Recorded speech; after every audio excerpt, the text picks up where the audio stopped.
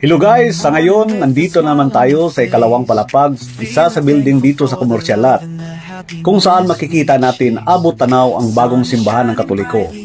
Ang simbahan na to ay nasa gitna ng malawak na tubuhan at malapit na to matapos.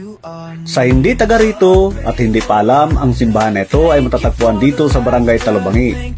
Ang distansya nito ay nasa mga 200 to 250 linear meters galing ng National Highway lang po. Pwede lakarin at pwede rin ipasok yung mga sasakyan nyo kasi mayroon namang parking area sa loob.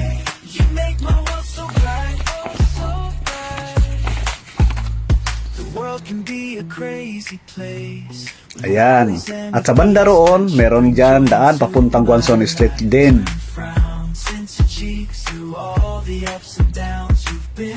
Ang building na yan ay school po yan ng Don Bosco. Actually, malapit lang po to sa Kabangkalan City, City Hall. Yan, ang ganda ng tubo ng tubuhan.